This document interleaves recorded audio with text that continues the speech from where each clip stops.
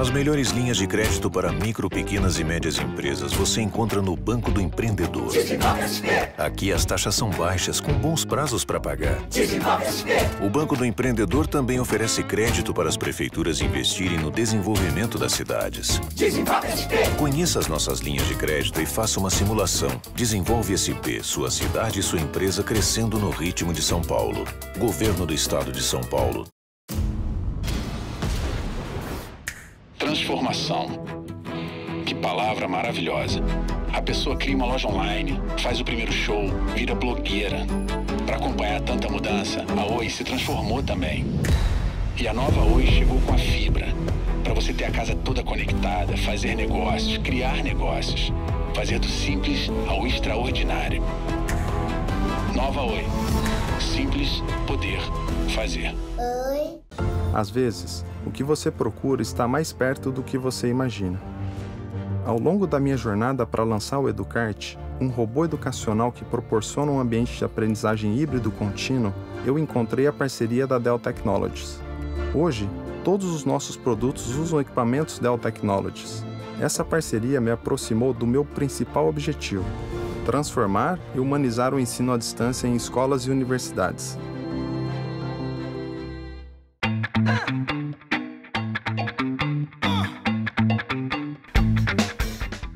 A Amanda terminou, eu acho que é uma frase que está tudo conectado e a gente vai falar em cada um dos painéis. Nenhuma mudança coletiva acontece sem uma mudança individual. É cada um de nós que promove isso.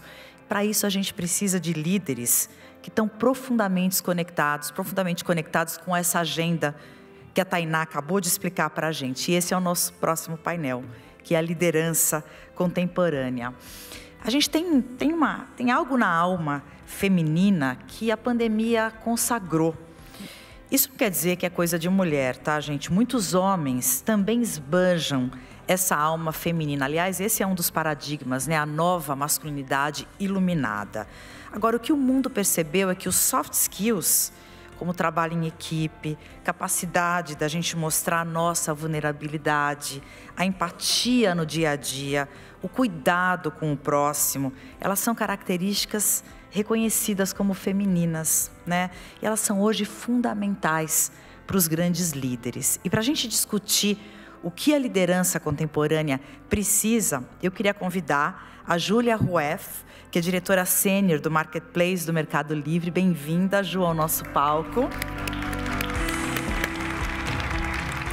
A Luciane Dalmolin, que volta aqui, diretora de vendas da Dell Technologies. Obrigada, Lu, por estar aqui para a gente. E para moderar esse painel, a gente quer convidar a Paula Pupi. Paula também é conselheira do Aladas, é uma super empreendedora. Paula, ela vendeu a agência dela, Blinks, para o grupo WPP. Hoje ela é uma profissional super respeitada pelo mercado da comunicação. Acho que não tem quem não conheça a Paulinha. E ela atua como CTO. O que é CTO? Chief Transformational Officer. Esse é um também para a Tati, que é quase Vision Transformational Officer do grupo WPP, que leva inovação, é isso que ela faz todos os dias dela, para 28 empresas do grupo. Paulinha, passo a bola para você. Obrigada, Deia. Esses cargos são bonitos, né, de falar. Eu gosto desse cargo Chief Transformation Officer. A verdade é que o mundo está transformando e a gente precisa transformar junto com ele. Mas, primeiro, obrigado pelo convite. Incrível estar com vocês duas aqui nesse palco. E eu queria pegar um gancho do que você falou, Deia, para começar já assim, né, criando polêmica estilo Paula. Essas características femininas, né, que a gente fala de liderança, será que elas existem mesmo? Será que a gente achar que toda mulher líder é doce, toda mulher líder é boazinha, é delicada, é vulnerável? Será que isso é verdade? Ou será que isso coloca ainda um pouco mais de peso, né, nas nossas costas por causa desse estereótipo? O que vocês acham, meninas? Bom, primeiro, obrigada pelo convite. É um grande prazer, uma honra compartilhar com vocês esse painel. Eu acho que nem toda mulher é boazinha, nem toda mulher é um docinho. E isso acho que vale tanto para o mundo corporativo quanto para a nossa vida fora do mundo corporativo. Ao mesmo tempo, a gente tem uma certa tendência a de alguma maneira, se masculinizar para poder se enquadrar melhor dentro dos ambientes corporativos. Eu acho que o caminho ideal é a gente encontrar a nossa autenticidade, né? Se a gente não é boazinha fora, a gente simplesmente não é boazinha, né? Ser liderança feminina não significa isso, mas trazer a nossa autenticidade, a nossa personalidade, o nosso estilo próprio de liderança, de maneira que, claro, que funcione dentro do ambiente corporativo, mas que a gente não tenha que se mascarar ou se adaptar de uma maneira que não seja realmente verdadeira e autêntica. Então, não acho, tá? Não acho que liderança feminina... Nada de criar um personagem, né, Ju? Somos muitas versões, mas eu acho que tem que ser autêntico. É isso aí. O que você acha, Lu? Então, bom dia de novo para todos. Um prazer estar aqui batendo papo com essas duas maravilhosas aqui. E falando de soft skills, eu acho que o termo soft skills não é exatamente só a doçura ou o jeito melhor de tratar, que muitas vezes nós mulheres temos maior habilidade.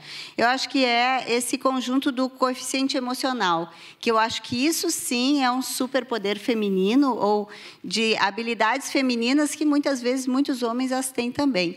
Então, acho que esse é o poder que nós sim temos, eu acho que temos que potencializar, e super concordo com a Júlia e com a Paula, assim, a gente não tem que assumir um personagem, a gente não tem que deixar a feminilidade para assumir cargos maiores de liderança dentro das empresas. A gente tem que ser autêntica e a gente tem que conseguir, com esse nosso conjunto de habilidades, lidar com todos os desafios, tanto do negócio quanto das pessoas que estão conosco no dia a dia. Então, acho que não tem que ser boazinha, mas de vez em quando a gente né? E de vez em quando a gente chora, e de vez em quando a gente tem que jogar todas as emoções no prato, porque eu acho que isso nos diferencia muito. E quando a mulher, acho que começou a aprender a fazer isso de fato, a gente começou a crescer e a tomar mais espaço dentro das organizações. Uma liberdade, né? Praticamente nos deram a chance de ser vulnerável e de ser mulher, mesmo estando nesse lugar, né? Isso, com certeza. Muito legal. Que bom, gente. Então, Deia, não somos doces, mas somos mulheres líderes. Ju, eu queria falar um pouquinho dessa tua trajetória, o lugar que você está hoje, dentro do Mercado Livre. Aliás, impressionante como a gente dependeu, né, do Mercado Livre nos últimos anos e a gente vem dependendo cada vez mais. Mas você hoje está num cargo que poucas mulheres têm o privilégio de chegar. Desculpa, gente, minha garganta está horrível hoje. Eu estava lendo um estudo da Infomoney. Quando a gente entra no mercado de trabalho, a gente tem uma proporção mais ou menos de 56% de mulheres para 44% de homens. E a gente vai escalando, né, os níveis da organização, e hoje a gente está no topo da organização com 13% só de mulheres. E eu queria saber se você sabe o que acontece nesse meio do caminho. Quer dizer, como é que você virou uma desses 13%? Como é que você chegou lá? Quais os obstáculos que você enfrentou? Como é que a gente faz para essa proporção melhorar e continuar ao longo da escalada ao topo das organizações? Olha, eu posso te dizer que o tema do caminho ser dificultado por você ser uma mulher sempre foi um tema difícil para eu encarar ao longo da minha vida, porque eu nunca me senti diferente em termos de capacidade, nem de homens, nem de mulheres, né? Sempre encarei como pessoas. E como eu não tenho muito controle sobre o que o outro pensa em relação à minha capacidade, né, o que eu posso fazer é trabalhar, eu acho que eu percebi menos as dificuldades que foram colocadas ao longo da minha trajetória do que elas de fato aconteceram. Com certeza aconteceu muito mais do que eu fui impactada em termos de percepção, simplesmente porque eu trabalhava com o que estava sob o meu controle. E eu acho que isso talvez tenha sido um pouco um dos caminhos de sucesso. Assim, eu simplesmente segui e não permiti que me colocassem no lugar que eu não entendo como não sendo meu, né? Como alguém menos capaz ou alguém com menos capacidade, com menos capaz ou menos habilidade. Agora, então, eu acho que eu atribuo a isso. A maternidade foi o ponto de mudança na minha carreira, assim. Eu acho que antes eu via todas as pessoas como pessoas, simplesmente, né, em termos de trabalho. A maternidade me pontuou no mundo como mulher, como eu nunca tinha sido pontuada antes, assim. Sair de licença maternidade, né, ficar fora os meses que a gente fica e voltar depois da licença maternidade, né, passou por todo o processo de retorno e depois uma nova vida, né, que a gente tem que encarar com o filho. Eu entendi, assim, talvez porque eu tenha sido mãe mais tarde, né? Eu fui mãe com 38 anos, eu entendi o que significa, assim, de forma mais profunda, ser mulher dentro do ambiente corporativo. Eu acho que, a partir daí, isso aumentou muito a minha empatia com outras mulheres e a minha consciência no sentido de ter que ajudar, realmente, né? Antes, eu achava que eu tinha empatia, mas eu não tinha a menor ideia do que eu estava falando. E, de fato, o caminho é mais difícil para as mães, né? Para as mulheres no geral, mas ele é mais difícil para as mães. Então, talvez também ter sido mãe mais tarde e mais distraída em relação a esses pontos tenha me ajudado.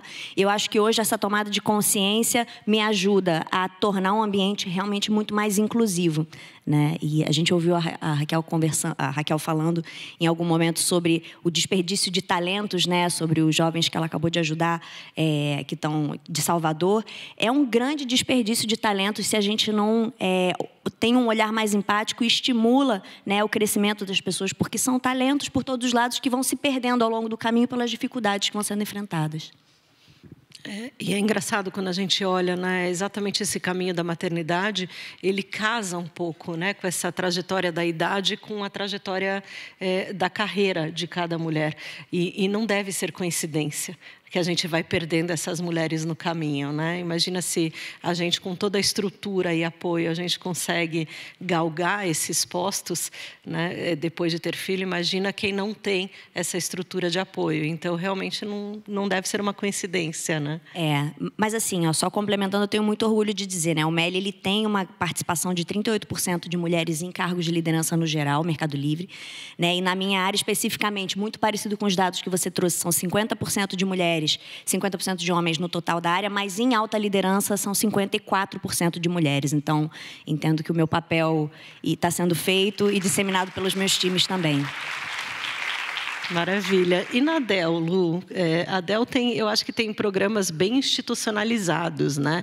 A Dell é uma super parceira do Aladas e nitidamente dá para a gente ver a preocupação que vocês têm e de forma bem institucional, né? Dentro e para fora da empresa. Conta um pouquinho como ela...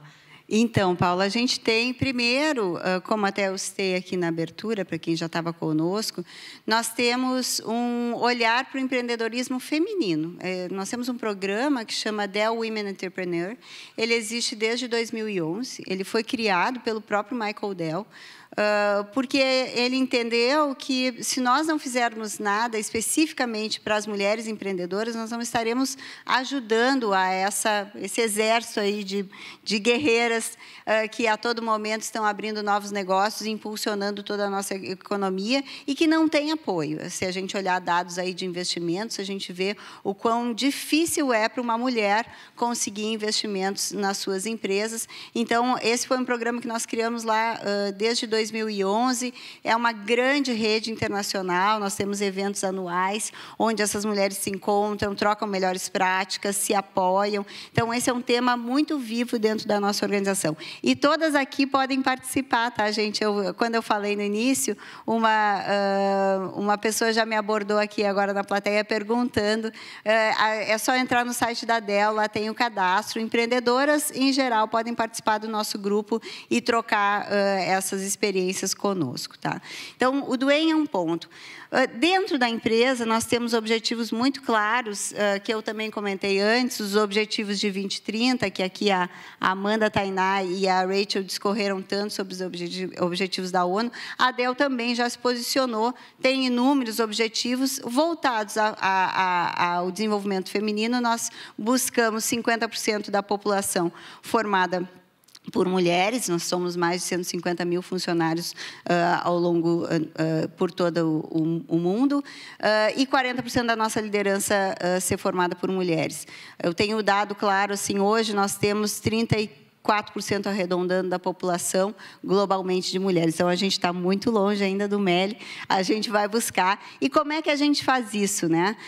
Primeiro, nós temos, por exemplo, eu hoje, em qualquer vaga externa na Dell, eu não posso contratar se eu não tiver ao menos uma mulher participando. Então, a gente não pode. O nosso processo seletivo, ele barra. A minha Talent Acquisition lá vem, Lu, cadê as suas candidatas mulheres? Claro que o RH tem uma participação muito grande, trabalha muito nisso, mas a gente, de fato, a gente institucionalizou essa atividade porque é a única forma de eu conseguir mover o ponteiro. E sobre liderança feminina, muito alinhado com a tua pergunta aqui para a Júlia, é incrível como, se eu olhar na minha organização, por exemplo, eu tenho mais de 80% fácil das minhas gerentes de vendas são mulheres. Mas, quando a pirâmide sobe, as mulheres vão ficando e elas não escalam nas carreiras. A gente não vê a mulher subindo. Então, nós temos programas de desenvolvimento feminino para lideranças sênior femininos, porque a gente sabe que, se a gente não fizer nada, a gente vai ter mais candidatos homens sempre subindo nessa escada dentro da empresa. E, por isso, que a gente cria esses programas tão voltados para esse desenvolvimento dentro da nossa empresa. E aonde você acha, Lu, que a gente precisa desenvolver para que isso aconteça?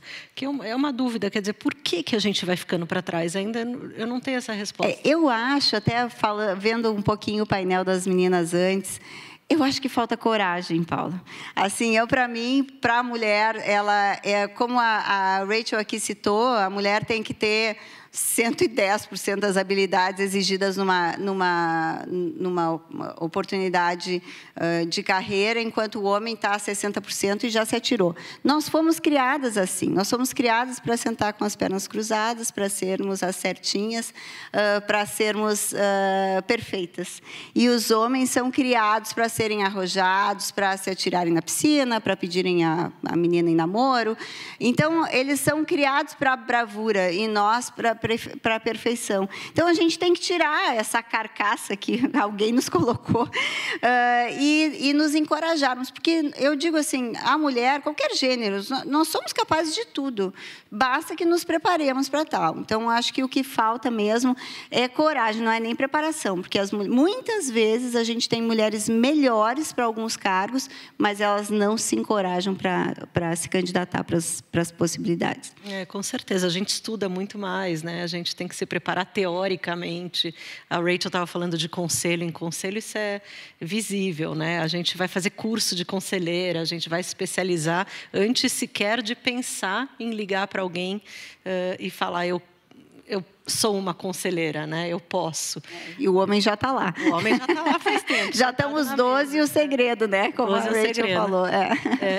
Nosso tempo está acabando, mas eu queria, só porque o nosso painel é liderança contemporânea, eu queria perguntar uma outra coisa para vocês duas, muito rápido. O que mudou no líder de 20, 30 anos atrás para o líder atual? Quais são as características de um líder hoje, um líder ou uma líder hoje, que é diferente do que era um líder há 20, 30 anos atrás? Olha, eu vejo que hoje em dia a gente, né, a liderança valoriza, a gente ainda tem muito caminho pela frente, mas a diversidade como um ativo de uma equipe a ser buscado, né? Quando você tem pontos de vista diferentes, sejam de backgrounds históricos diferentes entre as pessoas, gêneros diferentes, cores diferentes, dentro do teu time, você acaba tendo capacidade de ampliar as possibilidades de discussão e tomar melhores decisões. Eu acho que existe essa consciência hoje em dia versus o que existia há 20 anos atrás, né, que existiam pessoas muito mais homogêneas. Acho ainda, né, os times muito homogêneos, mas em resultados isso já é percebido de uma maneira positiva, né, que quando você tem mais perspectivas de mundos que você não conseguiria aportar, porque simplesmente você não faz parte desse mundo, você tem capacidade de tomar melhores decisões. Eu tenho muito orgulho de dizer que meu time é diverso e a gente vem batendo recordes ano após ano, trimestre após trimestre. Eu tenho certeza que isso vem da nossa capacidade de discutir de forma ampla, né, de um colocar o outro bastante fora da zona de conforto para reavaliar as próprias crenças. Então, eu diria que essa é uma grande mudança. Perfeito. E você acha, Lu, que o chefe, o líder antigo mais autoritário, e hoje as mulheres também tomando esse espaço, a gente também transformou um pouco essas características em líderes mais vulneráveis, mais preocupados com o outro, mais cuidador e menos mandante? Eu acho que, sem dúvida, essa é a beleza da gente trazer as mulheres para a liderança. A gente vê exemplos aí globais, líderes mulheres com grande habilidade durante a pandemia, a gente viu os exemplos aí.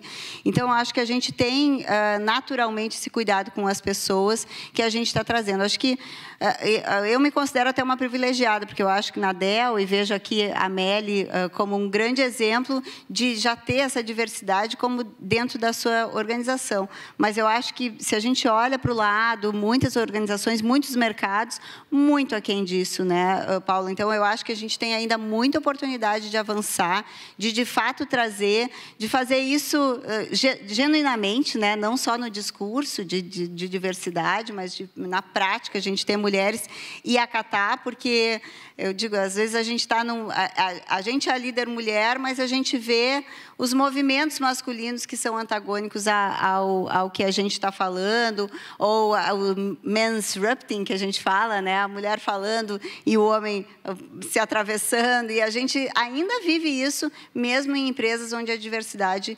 está presente. Então, acho que a gente tem um longo caminho a percorrer, acho que a gente não pode desistir. O apoio é muito importante. Eu acho que, quando uma mulher apoia a outra, a gente vai criando essa grande rede. Então, acho que a gente está iniciando a caminhada. Acho que tem muito para acontecer ainda.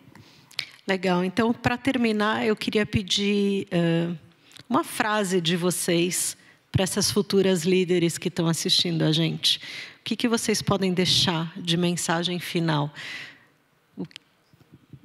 Eu acho que a gente não pode deixar o outro definir o nosso lugar no mundo, né? Eu acho que, eu contei sobre a minha trajetória talvez mais distraída em relação a isso, mas hoje, olhando para trás, eu acho que a gente vai conviver com esse tipo a gente vai continuar convivendo com esse tipo de problema. O mundo está avançando, mas ele ainda está no início da jornada.